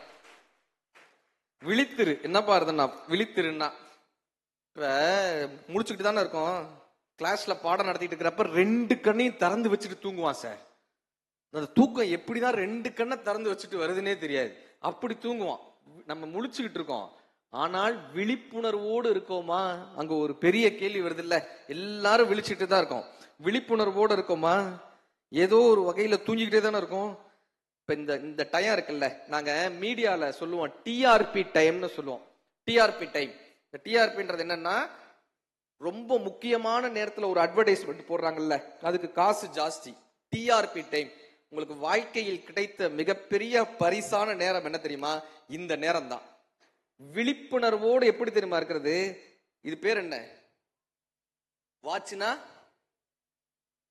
வாட்ச்னா கெடிகாரம்னு சொல்லி வச்சிருக்கோம். இன்னொன்னு சொல்லிட்டா, வாட்ச்னா கவனின்னு அர்த்தம். கவனின்னு அர்த்தம். எவன் ஒருவன் தன் கவனத்தில் கவனம் செலுத்துகிறானோ அவனால் மட்டும்தான் ஜெயிக்க முடியும். காலம் காலம் உயிர் போன்றது. இன்னைக்கு சொல்லிட்டு போறேன், காலம் உயிர் போன்றது. பொண்ணு போச்சுன்னா சம்பாதிச்சிடலாம், தங்கம் போச்சுன்னா சம்பாதிச்சிடலாம், காலம் போச்சுன்னா சம்பாதிக்க முடியுமா? 15 ஆகஸ்ட் 2025 போயிடுச்சு, இனிமே நீ அதை சம்பாதிக்க முடியுமா? எத்தனை முயன்றாலும் முடியாது. வாட்ச், நீ காஸ்ட்லியான வாட்ச், 25 லட்சம் ரூபாய்க்கு நான் வாட்ச் வாங்குறேங்க, 50 கோடிக்கு ஒரு வாட்ச் வாங்குறேங்க, எனக்கு 25 மணி நேரம் கிடைச்சிருமா? நீ எவ்வளவு காஸ்ட்லியான வாட்ச் வாங்கினாலும் 24 மணி நேரம் தான். கரெக்டா? அப்ப வாட்ச்ன்றது என்ன பண்ணா? கவனித்தல் அர்த்தம். காலத்தை எவன் ஒருவன் சரியான முறையில் பயன்படுத்துகிறானோ அவனால மட்டும்தான் வாழ்க்கையில ஜெயிக்க முடியும். காலத்தில் விழிப்புணர்வோட இருக்கணும். இந்த ஏரோப்ளேன் எதுக்கு கண்டுபிடிச்சாங்க? பறக்கிறதுக்கு. ஏன்? கீழே போனா லேட் ஆகும், ஏரோப்ளேன்ல போனா ஃபாஸ்டா போயிடலாம். சரி, காலத்தை மிச்சப்படுத்தலாம், டைமை சேவ் பண்ணலாம். கார், பஸ் எல்லாம் ஏன் கண்டுபிடிச்சாங்க? மாட்டு வண்டியிலே போயிருக்கலாம்ல. எதுக்கு பஸ், கார் எல்லாம் கண்டுபிடிச்சாங்க? டயத்தை சேவ் பண்றதுக்கு. வீட்டுல இந்த மிக்சி கிரைண்டர்லாம் இருக்கும்ல, அம்மி அரைச்சிட்டு இருந்தாங்க, இப்ப மிக்சி கிரைண்டர்லாம் வந்துச்சுல, எதுக்காக? டயத்தை சேவ் பண்றதுக்கு. சரி, இப்படி இந்த சேவ் பண்ண டயத்தெல்லாம் நம்ம என்ன பண்றோம்? ஃபேஸ்புக்லயும் இன்ஸ்டாகிராம்லயும் உட்காந்துக்கிட்டு இருக்கோம். கரெக்டா? இந்த ஃபேஸ்புக்ல உட்காந்து இப்படி தேய்ச்சிக்கிட்டே இருக்கோம் பாரு, இப்படி ஓடுதா ஒண்ணு? இப்படி ஓடுதா? அது எது தெரியுமா ஓடுது? ரீல்ஸ் ஓடல, உன்னுடைய வாழ்க்கை ஓடிக்கொண்டிருக்கிறதுன்னு அர்த்தம். காலத்தை எவன் ஒருவன் சரியான முறையில பயன்படுத்துறாங்களோ அவங்களால மட்டும்தான் ஜெயிக்க முடியும். கடிகாரத்தை ஏன் தெரியுமா மேல வச்சா? ஏன் தெரியுமா கடிகாரத்தை மேல வச்சாங்க? உயர்வான விஷயங்கள் எல்லாம் உயர்வான இடத்துல இருக்கணும்ன்ற ஒரே காரணத்துக்காக மட்டும்தான் மேல வச்சாங்க. நம்ம என்ன பண்ணிடுறோம்? உட்காந்து ஃபேஸ்புக்லயும் இன்ஸ்டாகிராம்லயும், தாங்க அழகா சொன்னாரு, ஃபேஸ்புக்ல உட்காந்தா 2 மணி நேரம் போயிடுது சார். நாங்க போயிடுச்சு. நீ அந்த 2 மணி நேரத்தை எப்படி எடுப்பீங்க? இந்த இவ்வளவு பெரிய அறை இருக்கு, இதுல இந்த சீட்டிங் அரேஞ்ச்மெண்ட்டை கரெக்டா பண்ணாதானே இத்தனை பேர் உட்கார முடியுது. இதை சரியா பண்ணலைன்னா உட்கார முடியாது இல்ல. இவ்வளவு பெரிய காலம் இருக்கு, அதை நம்ம சரியா பயன்படுத்தலைன்னா காலம் போயிடுங்க. there is a difference between popularity and celebrity. நீங்க சொல்லிட்டு பாரு, நீங்க ஃபேஸ்புக்ல சொல்லிட்டே இருக்கீங்களா, அதுல எவனாவது ஒருத்தர் கோமாளித்தனம் பண்ணிட்டே இருக்கானா? நம்ம இந்த கோமாளித்தனம் பண்றவங்களை பார்த்து என்ன பண்ணிட்டு இருக்கோம்? சிரிச்சுக்கிட்டு இவங்கள மாதிரி நம்ம வரணும்பான்னு நினைச்சிட்டு இருக்கான் சார். இவனை மாதிரி நம்ம வரணும். ஒருத்தர் தர்பூசணி தின்னுட்டு இப்படி இப்படின்னு இருக்காரு, எல்லாரும் அது கைதட்டுறான். கூமாப்பட்டின்னு ஒண்ணு ஆரம்பிச்சானுங்க. சரியா படிக்கலையா? கூமாப்பட்டிக்கு வாங்க. கூமாப்பட்டி. இதுக்கு உட்காந்து நம்ம இவ்வளவு நேரம் கைதட்டணும்னா எத்தனை பேர் இந்த கூமாப்பட்டியை பார்த்திருக்க நீ? அப்ப இன்னைக்கு சொல்லிட்டு போறேன் பாரு, இப்படியே தேய்ச்சிக்கிட்டே இருந்தோம்னு வச்சுக்க, வாழ்க்கை தேய்ச்சிக்கிட்டே போயிடும். இந்த இன்டர்நெட்டை எப்படி பயன்படுத்தணும்னாங்க. புதுக்கோட்டை மாவட்டத்துல பாக்கியலட்சுமின்னு ஒரு பொண்ணு, அவங்க கொரோனா காலகட்டத்தில் அவங்க கிட்ட செல்போனே கிடையாது. எல்லாருக்கும் ஆன்லைன் கிளாஸ் நடந்துச்சா? செல்போன் கிடையாது. யாரெல்லாமோ உதவி பண்ணி செகண்ட் ஹேண்ட்ல ஒரு செல்போன் கிடைக்கிது அவங்களுக்கு. அந்த செல்போன்ல ஆன்லைன் கிளாஸ் போக மற்ற நேரங்கள்ல என்ன பண்ணுவாங்கன்னா, குவிஸ் காம்படிஷன், இதை படிப்போமா அதை படிப்போமான்னு ஆன்லைன்ல படிச்சுக்கிட்டே இருக்காங்க. அதுல நாசா நடத்தின ஒரு குவிஸ் காம்படிஷன்ல பாக்கியலட்சுமி ஜெயிச்சிட்டாங்க. நம்ம இங்க புதுக்கோட்டையில பாக்கியலட்சுமி நாசா நடத்தின இதுல ஜெயிச்சிட்டாங்க. இப்ப அவங்களுக்கு நாசா என்ன சொல்லிருக்கு, நீங்க அமெரிக்கா இறங்கின உடனே உள்ள போகக்கூடிய அத்தனை செலவு எங்களோடது, ஆனா அமெரிக்காவுக்கு நீங்க வந்துட்டு போகக்கூடிய செலவு உங்களுடையதுன்ட்டாங்க. இப்ப பாக்கியலட்சுமி என்ன தெரியுமா பண்ணாங்க, தான் ஜெயிச்ச அந்த குவிஸ் காம்படிஷன் சர்டிபிகேட், தான் ஜெயிச்ச அந்த அத்தனை சாதனங்களையும் அதே இன்டர்நெட்ல பதிவிட்டு, அதே Facebookல இன்ஸ்டாகிராம்லயும் பதிவிட்டு, எனக்கு யாராவது உதவ முடியுமான்னு கேட்டாங்க. இப்ப அந்த ஃப்ரெண்ட்ஸ் சர்க்கிள் எல்லாருமா சேர்ந்து அவங்களுக்கான தொகையை கொடுத்துட்டாங்க. அவங்களால டிக்கெட் எடுக்க முடிஞ்சிருச்சு. இதுக்கப்புறம் கிராமோதயான்னு ஒரு அமைப்பு வந்தாங்க. நாங்க உங்களுடைய அத்தனை விஷயங்களையும் நாங்க ஸ்பான்சர் எடுத்துக்கிறோம், நாங்க காசு தரோம். நாங்க இப்ப நம்மளா இருந்தா என்ன பண்ணிருப்போம், இவங்க கிட்ட இருந்து வாங்கி வச்சுப்போம், இவங்க கிட்ட இருந்து வாங்கி வச்சிருப்போம். ஆனா பாக்கியலட்சுமி என்ன தெரியுமா சொன்னாங்க, எனக்கு காசு கிடைச்சிருச்சு சார், போயிட்டு வரதுக்கு எனக்கு காசு கிடைச்சிருச்சுங்க, வேணான்றாங்க. இந்த கிராமோதய அமைப்பு சொல்றாங்க, உங்களுக்காக நாங்க ஏதாவது பண்ணணும்னு ஆசைப்படுறோம், என்ன பண்ணலாம்னு கேட்டாங்க. இந்த பொண்ணு என்ன தெரியுமா சொன்னா, 11வது படிக்கக்கூடிய பொண்ணு என்ன தெரியுமா சொன்னாங்க, எங்க ஊர்ல எங்க கிராமத்துல பெண்கள் பயன்படுத்தக்கூடிய அளவுல கழிவறைகள் இல்ல, டாய்லெட் இல்ல, பாத்ரூம் இல்ல. உங்களால முடிஞ்சா எங்க கிராமத்துக்கு பாத்ரூம் கட்டி கொடுக்க முடியுமா, டாய்லெட் கட்டி கொடுக்க முடியுமான்னு கேட்டாங்க. அந்த 11வது படிக்கக்கூடிய அந்த பெண்ணின் வேண்டுகோளுக்கு இணங்க அந்த கிராமத்திற்கு 26 கழிவறைகள் கட்டி கொடுக்கப்பட்டுச்சு. அந்த கிராமத்தையே சுகாதாரமிக்க கிராமமாக அந்த பெண்ணினுடைய வளர்ச்சி மாற்றியது. இன்னைக்கு மகாராஷ்டிரால தமிழ் படிக்கக்கூடிய மாணவர்கள் கனவு மெய்ப்பட வேண்டும் என்று புதுக்கோட்டை பாக்கியலட்சுமியை பற்றிய வாழ்க்கை வரலாற்றை மகாராஷ்டிரா மாணவர்கள் தமிழ் மாணவியினுடைய வரலாற்றை படிச்சிட்டு இருக்காங்க. இன்னைக்கு பாக்கியலட்சுமி BA ஹிஸ்டரி படிக்கிறாங்க. அவர்களுடைய வாழ்க்கையை இவர்கள் படித்துக் கொண்டிருக்காங்க. இப்ப இந்த சமூக வலைதளத்தை எப்படி பயன்படுத்தணும், நம்முடைய வளர்ச்சிக்கு எந்த காரணமாக இருக்குமோ அப்படி பயன்படுத்தணும். there is a difference between popularity and celebrity. நல்லா புரிஞ்சுக்க. கோமாளித்தனம் பண்றாங்கல்ல அவங்க பிரபலம். கொண்டாடத்தக்கவர்கள் யார் தெரியுமா, கொண்டாடத்தக்கவர்கள் யார் தெரியுமா, ஒரு குடியரசுத் தலைவர் பேர் சொல்லுங்க. எத்தனை குடியரசுத் தலைவர்கள் வந்தாங்க, ஆனா நம்ம APJ சார் தானே சொல்றோம், because he is a celebrity. தனக்கு கிடைத்த பதவியை, தனக்கு கிடைத்த அறிவை யார் ஒருவர் சமூகத்திற்காக பயன்படுத்துகிறார்களோ அவர்கள் தான் செலிபிரிட்டி. அவங்களை தான் நம்ம முன்னுதாரணமா எடுத்துக்கிறோமே தவிர கோமாளித்தனங்கள் பண்பவர்களை முன்னுதாரணமா எடுத்துக்கவே கூடாது. நேத்துக்கு ரஜினி சாரோட ஒரு படம் வந்திருக்குல்ல, என்ன படம், யாரு டைரக்டர், SLV3ன்னு ஒரு சேட்டலைட் விட்டாங்க. அதுக்கு யாரு டைரக்டர், அதுக்கு யார், என்ன அமைதி ஆயிட்டீங்க, லோகேஷ் கனகராஜ். இதுக்கு முன்னாடி என்ன படம் எடுத்தாரு, நம்ம இதுக்கு முன்னாடி இஸ்ரோவோட டைரக்டர் யார் இருந்தாங்க, இந்த பக்கம் இவ்வளவு சொந்தம் வந்துச்சேயா லியோக்கு. இப்ப நான் சொல்லிட்டு போறேன் பாரு ஒரு வார்த்தை, சிலரை நாம் தெரிந்து வைத்திருப்பதால் அவர்களிடமிருந்து நாம் சம்பாதிக்கிறோம், சிலரை நாம் தெரிந்து கொண்டிருப்பதால் அவர்கள் நம்மிடமிருந்து சம்பாதிக்கிறார்கள். நீங்க லோகேஷ் கனகராஜ தெரிஞ்சு வச்சிருந்தீங்கன்னா அவங்க உங்ககிட்ட இருந்து சம்பாதிச்சுட்டு போயிருவாங்க. மயில்சாமி அண்ணாதுரை அவர்களையும் சதீஷ் தவான் அவர்களையும் நீங்கள் தெரிந்து வைத்திருந்தால் அவர்களிடமிருந்து நீங்கள் சம்பாதிக்கலாம். புரியுதா? எதை தெரிந்து வைத்துக் கொள்ள வேண்டும், எதை தெரிந்து வைத்துக் கொள்ள கூடாது என்பதை தெரிந்து வைத்துக் கொள்ள வேண்டும். உங்களுடைய கவனத்தில் கவனமாக இருக்கும் வரை நம் வாழ்க்கை மாறிக்கொண்டே இருக்கும். இப்ப திருமுருகாற்றுப்படைன்னு ஒரு நூல் கேள்விப்பட்டிருக்கியா? ஒரு சங்க இலக்கியத்துல 10 பாட்டுல முதல் நூல். அழகா சொன்ன, கைதட்டுங்க அவனுக்கு, அருமையா. யார் எழுதுனாங்க திருமுருகாற்றுப்படைய? யார் எழுதுனா திருமுருகாற்றுப்படை? லோகேஷ் கனகராஜா. சொல்லுவான், அதையும் சொல்லுவான். லோகேஷ் கனகராஜா அடுத்து படம் எடுப்பாரு சார் திருமுருகாற்றுப்படைன்னு. அது இருக்கட்டும். நக்கீரர் எழுதினார் திருமுருகாற்றுப்படை.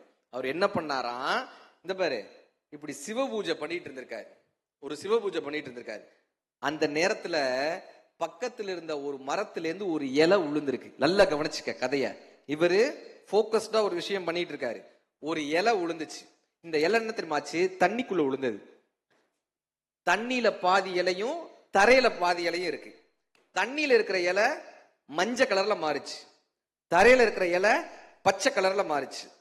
இந்த மஞ்சள் கலர்ல இருக்கக்கூடிய இலை குருவியா மாறிச்சு, பச்சை கலர்ல இருக்கிற இலை கிளியா மாறிச்சு. இப்ப இந்த கிளி மஞ்சள் கலர் இருக்கிறது மீனா மாறிச்சு, பச்சை கலர் இருக்கிறது பறவையா மாறிச்சு. இந்த பறவை என்ன பண்ணுது, மீனை பிடிச்சி வெளியே இழுக்குது. இந்த மீன் என்ன பண்ணுது, பறவையை பிடிச்சி தண்ணிக்குள்ள இழுக்குது. பறவை மீனை பிடிச்சு வெளியே, மீன் பறவையை பிடிச்சு உள்ள. இப்ப மீன் உள்ள எடுத்துருச்சுன்னா பறவை செத்து போயிடும், பறவை மீனை வெளியே எடுத்துருச்சுன்னா மீன் செத்து போயிடும். இப்ப இவர் பூஜை பண்ணிட்டு இருந்தாரா, அதை விட்டுட்டு இதுக்கு ரெண்டு எப்படி சண்டை போடுதுன்னு பார்க்க ஆரம்பிச்சாரு. நம்ம என்ன பண்றோம், படிக்கிறத விட்டுட்டு இன்ஸ்டாகிராம்ல யார் 2 பேரும் சண்டை போடுறாங்கன்னு பாத்துட்டு இருக்கோமா? இந்த நடிகருக்கும் அந்த நடிகருக்கும் சண்டையாம்னு உட்காந்து பாத்துக்கிட்டு இருக்கோம்ல, அதே தான் அவரும் பண்ணாரு. இந்த ரெண்டு என்னடா சண்டை போடுதுன்னு பார்க்க ஆரம்பிச்சோர்ல, ஒரு பூதம் வந்து அவர் அப்படியே தூக்கிட்டு போயிடுச்சு. தூக்கிட்டு போய் ஒரு குகையில அடைச்சிச்சு. அந்த குகை வேற எதுவும் இல்லை, நம்ம கையில வச்சிருக்கோம்ல செல்போனு, அதுதான் அந்த குகை. செல்போன் மாதிரி ஒரு குகையில அடைச்சிருச்சு. அங்க போனா இவரை மாதிரியே 999 பேர் இருந்திருக்காங்க இதே மாதிரி. அவங்க கேட்டாங்களாம், பூஜை பண்ணிட்டு இருந்தீங்களா? ஆமா. இலை விழுந்துச்சா? ஆமா. பறவை மீன் இழுத்துச்சா? ஆமா. மீன் பறவை இழுத்துச்சா? ஆமா. நீங்க அதை வேடிக்கை பாத்தீங்களா? ஆமா. பூதம் வந்து தூக்கிட்டு போச்சா? ஆமா. வெல்கம் டு த குகை. நாங்களும் இப்படிதான் வந்தோம். அப்ப நக்கீரர் என்ன பண்றாரு, திருமுருகாற்றுப்படைன்னு வேல் பாடுறாரு. வேலை வணங்கி திருமுருகாற்றுப்படை பாடுறாரு. முருகப்பெருமானினுடைய வேல் வந்து நக்கீரரை காப்பாற்றியதுன்றது வரலாறு. பழுத்தமுது தமிழ் பலகை இருக்கும் ஒரு கவிப்புலவன் இசைக்குறுகி வரைக்குகையை இடித்து வழிகாணும்னு அருணகிரிநாதர் எழுதுவார். இந்த வேல் என்ன தெரியுமா அர்த்தம்? வேல்னா என்ன தெரியுமா அர்த்தம்? வேல் ஷார்ப்பா இருக்கும், வைடரா இருக்கும், டீப்பரா இருக்கும். வேல் அறிவினுடைய சின்னம். ஷார்ப்பா நமக்கு அறிவு இருக்கணும், வைடர் நாலேஜ் இருக்கணும், டீப்பர் நாலேஜ் இருக்கணும். கவன சிதறல்கள் வரும்போது, கவனத்தை விட்டு நாம் வேறு திசையில் செல்லும் போது, நாம் கவனத்தை விட்டு வேறு திசையில் சென்று ஏதோ ஒரு இடத்தில் அகப்பட்டு கொள்ளும் போது, எவனுடைய அறிவு அங்கு வேலை செய்கிறதோ அந்த அறிவு அவனை அந்த குகையில் இருந்து காப்பாற்றும்ன்றத நம்ம திருமுருகாற்றுப்படை நமக்கு கத்துக் கொடுக்குது. சரியா? கடைசி 2-3 விஷயம் சொல்லி முடிச்சிடுறேன். ஒண்ணும் இல்ல தங்க, சின்ன சின்ன தயக்கம் இருக்குல்ல, நம்ம இதை செய்வோமா வேணாமா, ஹெசிடேஷன் இருக்குல்ல, இதுதான் பெரிய வெற்றியை தடுக்கிறதே. என்னன்னா, இதை நம்ம பேசலாமா வேணாமான்ற ஹெசிடேஷன் இருக்குல்ல, அதுதான் பெரிய தயக்கம். ஒரு ராஜா என்ன பண்றாரு, அமைச்சர்களை கூப்பிட்டு ஒரு காம்படிஷன் வைக்கிறார். இந்த கதவை யாரு திறக்கிறாங்களோ அவங்க தான் அடுத்த அமைச்சர்னார். ஒருத்தன் இப்படியே பார்த்தான், இந்த கதவு பெருசா இருக்கு, உடைக்கிறதுக்கு சுத்தியல் வேணும்னு சுத்தியல் எடுக்க போனான். 2வது ஒருத்தன் பார்த்தான், கதவை திறக்கிறதுக்கு சாவி இருந்தா திறந்துடலான்னு சாவி எடுக்க போனான். 3வது ஒருத்தன் பக்கத்துல போனான், தொட்டான், திறந்துருச்சு. கதவு பூட்டவே இல்லை. நம்ம என்ன தெரியுமா பண்ணிடுறோம், எக்ஸாம்ல தூரமா இருந்து கொஸ்டினை பார்த்த உடனே பயந்துடுறோம். ஒரு 10 பேரை இன்டர்வியூல பார்த்த உடனே பயந்துடுறோம். கிளாஸ்ல முன்னாடி வந்து பேசுப்பானேன்னு நமக்கு பயமா இருக்குல்ல. ஹெசிடேஷன் இல்லாம ஒரு பையன் மைக் எடுத்தான் பாரு, எடுத்தோடனே நான் பேசுறேங்கன்னு. அப்படி நீங்கள் எடுக்கும் போதுதான், வாய்ப்பை பிடிக்கும் போதுதான் ஜெயிக்க முடியும். எந்த வாய்ப்பு வந்தாலும் பிடிச்சிடுங்க, எந்த வாய்ப்பு இருந்தாலும். எனக்கு நடந்த ஒரு சம்பவம் சொல்றேன் சார். லண்டன்ல என் ஃப்ரெண்டு ஸ்டாண்டப் காமெடியன், அவரும் இங்கிலீஷ்ல ஸ்டாண்டப் காமெடியன், மதுரையை வந்து சுத்தி பார்க்கணும்னு வந்திருந்தாரு. வந்த மனுஷன் என் ஊருக்கு போகணும்னாரு. நான் கிராமம் மதுரையில, நாங்க மீனாட்சி அம்மன் கோயிலாம் சுத்தி பார்த்துட்டு அவர் எங்க கிராமத்துக்கு கூட்டு போறேன். நல்லா கேட்டுக்க, கார்ல போறோம். ஃப்ரண்ட்ல நான் உட்காந்துருக்கேன், பின்னாடி அந்த வெள்ளைக்காரர் உட்காந்துருக்காரு, பிரிட்டிஷ்காரர் உட்காந்துருக்காரு. என் டிரைவர் வண்டி ஓட்டிட்டு போறாரு. எங்க கிராமத்துக்கு போயிட்டு இருக்கோம். ஒரு ஆடு குறுக்க போச்சு. என் டிரைவர் பிரேக் அடிச்சார். வெள்ளைக்காரன் மூஞ்சி போய் டங்குன்னு போட்டுச்சு. எனக்கு வெள்ளைக்காரன் மூக்கு உடைக்கிறது ரொம்ப பிடிச்சிருந்துச்சு. அந்த நேரத்துலயும் சுதந்திர தினத்துல சொல்லிடணும்ல. அவன் உடனே நான் உட்கார்ந்து இருக்கேன், அதையும் மீறி என் டிரைவரை திட்டுறான். Idiot, what you are doing ஏதோ சொல்லி திட்டான். நான் உடனே யோசிக்கிறேன், இந்த ஆட்டு வெள்ளாடு, அது இந்த ஆடுக்கு இங்கிலீஷ்ல என்ன சொல்லுவாங்க? கோட்டுன்னு சொல்லுவானுங்களா, ஷீப்புன்னு சொல்லுவாங்களா? செம்மறி ஆடு வெள்ளாடுகள் அப்படி இருக்குல்ல, இதுல ஷீப்புன்னு சொல்லுவாங்களா, கோட்டுன்னு சொல்லுவாங்க, என்ன சொல்லுவாங்கன்னு யோசிச்சுக்கிட்டே இருக்கேன். நான் பேசுறதுக்கு தயங்கிக்கிட்டே இருக்கேன். என் டிரைவர்ல, sir sorry sir, mutton jumping sir, brake putting sir. நான் பார்த்தேன், மட்டன் ஜம்பிங்கா, இது பரவாயில்ல. அடுத்து ஒரு ஹோட்டலுக்கு சாப்பிட போறோம், தயிர் கொண்டு வந்து வச்சானுங்க. இவங்கிட்ட வாட் இஸ் திஸ் அப்படின்னா, தயிருக்கு நம்ம என்ன சொல்லுவோம், இதானே நமக்கு சொல்லி கொடுத்தாங்க, கேர்டு அப்படின்னு. கேர்ட், வாட் கேர்ட் அப்படின்னா, அவங்க ஊர்ல யோகட்டுன்னு வானுங்களாம், இது நமக்கு தெரியாது. கேர்டு, வாட் கேர்டுன்னா நான் என்ன சொல்லுவேன், கேர்டு கேர்டு. என் டிரைவர் வந்தாரு, sir milk, sleep at night, morning it is tight. அவன் ஓகே ரைட் அப்படின்ட்டான். நான் யோசிக்கிறேன், அடுத்து என்னை விட்டான், எனக்கு இங்கிலீஷ் தெரியாதுன்னு விட்டான். என் டிரைவரை கூப்பிட்டு கேட்கிறான், I want to buy an Indian traditional dress for my wife, where I can. அவங்க ஒய்ஃபுக்கு வந்து புடவை வாங்கணும், எங்க வாங்கலாம். நாங்க மதுரையில் இருக்கிற ஒரு பெரிய புடவை கடைக்கு கூட்டு போறோம். இப்ப இந்த புடவைய பார்த்துட்டு, சார் என்கிட்ட தானே பேசணும், என்கிட்ட பேசவே இல்லை. அவன் என் டிரைவரை காமிச்சு கேட்கறான், அவன் முடிவு பண்ணிட்டான் எனக்கு இங்கிலீஷே தெரியாதுன்னு. என் டிரைவர்கிட்ட கேட்கறான், this saree has lot of colors, if I wash for multiple times so that the saree color will go. என் டிரைவர்ல, sir fast English no, slow English yes. This saree has lot of colors, if I wash for sir fast English no, slow English yes. நீ நம்பவே மாட்ட, பிரிட்டிஷ்கார Madurai English பேசிட்டு போனான். இந்த புடவை எப்படி காமிச்சு, சாரி கலர் வாஷ் கோ. என் driver sari colour wash no கோ.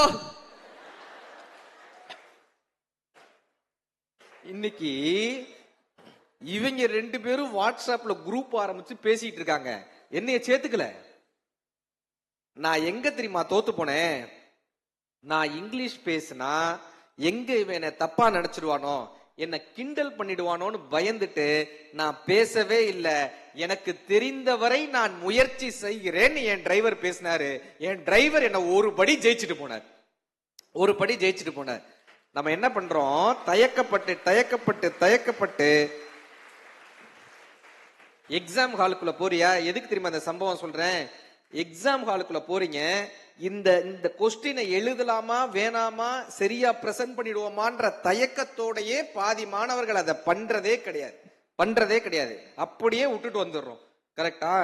இத பண்ணலாமா? நான் இன்னைக்கு சொல்லிட்டு போறேன்.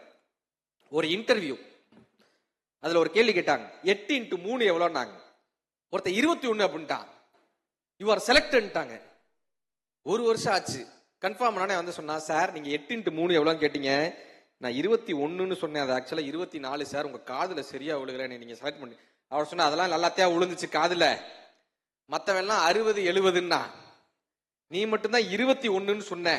60-70 இருக்கிறவனை 24க்கு கொண்டு வர்றது கஷ்டம், 21 இருக்கிறவனை 24க்கு கொண்டு வர்றது ஈஸி, அதனாலதான் உன்னைய செலக்ட் பண்ணேன்னாராம். உனக்கு 100% அதை பற்றி தெரியவில்லைனாலும் கூட முயற்சி செய்யுங்க. அப்ராக்சிமேட் கரெக்ட் ஆன்சராவது கொண்டு வர முயற்சி செய்யுங்க. இது எனக்கு வரவே வராதுன்னு விட்டுட்டு போகாம, உன்னால் முடிந்த அளவிற்கு நீ முயற்சி செஞ்சனா நீ அந்த பாதையில நடந்துகிட்டு இருக்கன்னு அர்த்தம். பந்தை யாரும் நீரில் பொத்தித்தான் வைத்தாலும் பந்து வரும் தண்ணி மேலத்தான், உன்னை யாரும் ஓரம் கட்டித்தான் வைத்தாலும் தம்பி வாடா பந்து போலத்தான். நான் இப்ப இன்னொரு தம்பி அங்க பேசும்போது, எனக்கு ரிலேட்டிவ்ஸ் இருந்தா படிக்க வராது சார். கரெக்டா? உண்மை சார். ஏன்னா வர்ற சொந்தக்காரங்க சும்மாவே இருக்க மாட்டாங்க. 8வது படிக்கிற பையனை பார்த்தா சொல்லுவாங்க, நீ டாக்டருக்கு படி. அடுத்த சொந்தக்காரர் வருவார், நீ இன்ஜினியர் படி, நீ ஆடிட்டருக்கு படி, நீ வக்கீலுக்கு படின்னு சொன்னவே 7ஆம் கிளாஸ் ஃபெயிலு. ஆனா நமக்கு வந்து அப்படியே அறிவுரை. ஒரு ஜோசியர் ஒரு வீட்டுக்கு போனார், உங்களுக்காகவே சொல்றேன் இந்த கதையை. ஜோசியர் அவர் ஒரு சொந்தக்காரர் ஒரு வீட்டுக்கு போனார். போனவர் சும்மா இல்லாம அந்த பையனுடைய ஜாதகத்தை பார்த்து, ஜாதகத்தை கொடுங்கன்னாரு. பார்த்துட்டு சொன்னாரு, உங்க பையன் கல்லு உடைக்கதான் லாய்க்கு, பெருசா படிக்க வைக்காதீங்க, கல்லு உடைக்கதான் லாய்க்குன்னு போயிட்டாரு. இப்ப அவங்க பேரண்ட்ஸ் என்ன பண்றாங்க, அந்த பையன் ஏதாவது ஒரு கொஞ்சம் ஃபெயில் ஆனா கூட, ஏதோ ஒரு பக்கத்துல ஃபெயில் ஆனா கூட, நீ கல்லு உடைக்க லாய்க்குன்னு அவர் அப்பயே சொல்லிட்டாரு, நீ கல்லு உடைக்கதான் லாய்க்குன்னு அப்பயே இப்படியே சொல்லிட்டே வர்றாங்க.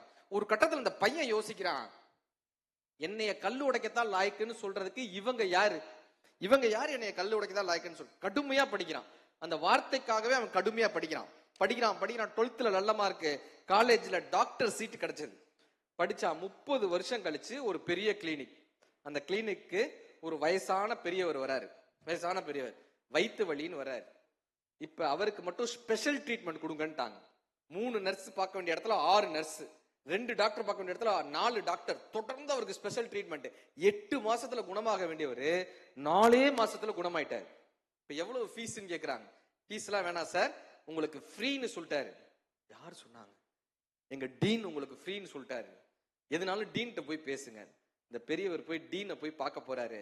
எதுக்கு சார் எனக்கு மட்டும் இப்படி ஸ்பெஷல் ட்ரீட்மெண்ட் கொடுத்தீங்க, என்னைய மட்டும் ஏன் சார் இப்படி பாத்துக்கிட்டீங்க, நான் உங்களுக்கு ஃபீஸ் கூட கொடுக்கலையே, என்னைய மட்டும் ஏன் சார் இப்படி பாத்துக்கிட்டீங்க? அந்த டீன் சொன்னாரு, என்னைய தெரியலையா, என்ன தெரியலையா, 30 வருஷத்துக்கு முன்னாடி எங்க வீட்டுக்கு வந்து இவன் கல்லு உடைக்கதான் லாய்க்குன்னு சொல்லிட்டு போனீங்களே, நான் கல்லு உடைக்க லாய்க்குன்னு கண்டுபிடிச்ச உங்க ஜோசியத்தால அந்த கல்லு உங்க கிட்னில இருக்குன்னு கண்டுபிடிக்க முடியல சார். உங்க கிட்னில இருந்த கல்ல உடைச்ச நெப்ராலஜிஸ்ட் நான் தான் சார். நெப்ராலஜிஸ்ட் நான் தான் சார். தெய்வத்தால் ஆகாது எனினும், தெய்வத்தால் ஆகாது எனினும் முயற்சி தன் மெய் வருத்த கூலி தரும் வள்ளுவர். கரெக்டா? உன்னுடைய முயற்சி இன்னைக்கு இந்த பேச்சினுடைய இந்த 1 மணி நேர பேச்சினுடைய பெரிய வெற்றியா நான் என்ன நினைக்கிறேன்னா, இந்த பேச்சை கேட்ட இத்தனை மாணவர்கள்ல ஏதோ ஒரு மாணவனுடைய மனதுல இது போய் தேய்த்ததுன்னா இந்த பேச்சு வெற்றி. ஆசிரியர் பெருமக்கள் அத்தனை பேருக்கும் வைக்கக்கூடிய பெரிய வேண்டுகோள், ஆசுனா குற்றம், அறிதல்னா களைதல். அந்த மாணவனினுடைய குற்றங்களை களைந்து அவன் யார் என்று அவனுக்கு அறிமுகப்படுத்துபவர்கள் ஆசிரியர்கள். தமிழ்ல என்ன வச்சா, மாதா அருமை. அம்மா அப்பாவை காமிச்சிடுவாங்க. அப்பா என்ன பண்ணுவாரு, நம்ம இன்ஸ்டிடியூஷன் மாதிரியான ஒரு பெரிய இன்ஸ்டிடியூஷன் கொண்டு வந்து இதான்ப்பா உன்னுடைய குருன்னு காமிச்சிடுவாங்க. இந்த குருமார்களுடைய பெரிய கடமை என்ன தெரியுமா? மனித நிலையில் வரக்கூடிய குழந்தைகளை சமூக ரீதியாக தெய்வ நிலைக்கு மாற்றுவது ஆசிரியர்கள் என்கிற காரணத்தினால மாதா பிதா குரு தெய்வம்னு வச்சாங்க. அர்ஜுனனுக்கு துரோணாச்சாரியார்னு ஏற்கனவே ஒரு குரு இருந்தார். ஆனாலும் கூட கிருஷ்ண பரமாத்மா ஏன் தெரியுமா பகவத்கீதையை உபதேசம் செஞ்சாரு? துரோணாச்சாரியார் கற்றுக் கொடுத்தது வித்தை, கிருஷ்ணர் கற்றுக் கொடுத்தது வாழ்க்கை. ஆசிரியர்கள் வித்தைகளை மட்டும் கற்றுக் கொடுப்பவர்களாக இல்லாமல் வாழ்க்கையை கற்றுக் கொடுக்கக்கூடிய கிருஷ்ண பரமாத்மாவாக இருக்க வேண்டும் என்று இந்த நல்ல நேரத்தில் ஒரு பெரிய வேண்டுகோளை வைத்து, இந்த 79வது சுதந்திர தின விழாவினுடைய நோக்கம் என்ன தெரியுமா?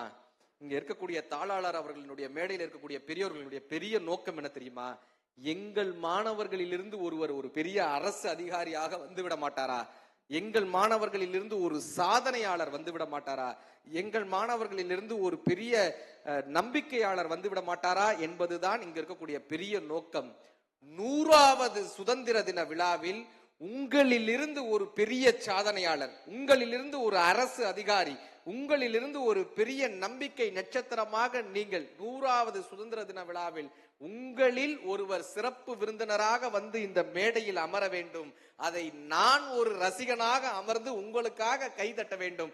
இந்த நல்ல வாய்ப்பை இறைவன் எனக்கு வழங்க வேண்டும் என்று இந்த நல்ல நேரத்தில் கேட்டு, கேள்விக்குறி போல் வளைந்திடு, வாய்ப்பு கிடைத்தால் நுழைந்திடு, வெற்றி வந்தால் பணிந்திடு, தோல்வி வந்தால் துணிந்திடு, வேப்பம்பூவும் அடியில் இனிக்கும், பட்டுப்புழுவும் விண்ணில் பறக்கும், வறண்ட பாறையும் தண்ணீர் சுரக்கும், நம்பிக்கை இருந்தால் நாளை ஜெயிக்கும், பாலைவனத்தில் பாலும் சுரக்கும், புதர் காட்டுக்குள்ளே பாதை இருக்கும், தேடி பார்த்தால் திசைகள் கிடைக்கும், திறக்காத கதவை உன் திறமை உடைக்கும். நம்பிக்கை நட்சத்திரங்களாக அத்தனை நட்சத்திரங்களும் வருவதற்கு, இந்த மூங்கிலில் எல்லா மூங்கிலும் புல்லாங்குழலாக வருவதற்கு எல்லாம் வல்ல இறைவன் அருள் செய்ய வேண்டும். அற்புதமான இந்த மேடையை அமைத்து தந்தமைக்காக நமது கிரீன் பார்க் இன்ஸ்டிடியூஷன் அவர்களுக்கும் தாளாளர் அவர்களுக்கும் பெரிய கைதட்டலோடு இந்த நேரத்தில் நன்றி பாராட்டி, என்னுடைய அன்புக்குரிய அண்ணன் ஈரோடு மகேஷன் அவர்களுக்கும் இந்த ஒரு மேடையை அமைத்து தந்தமைக்காக என்னுடைய அன்புக்குரிய அண்ணன் அவர்களுக்கும் ஒரு பெரிய கைதட்டலோடு இந்த நேரத்தில் நன்றி பாராட்டி விடைபெறுகிறோம். நன்றி நன்றி நன்றி.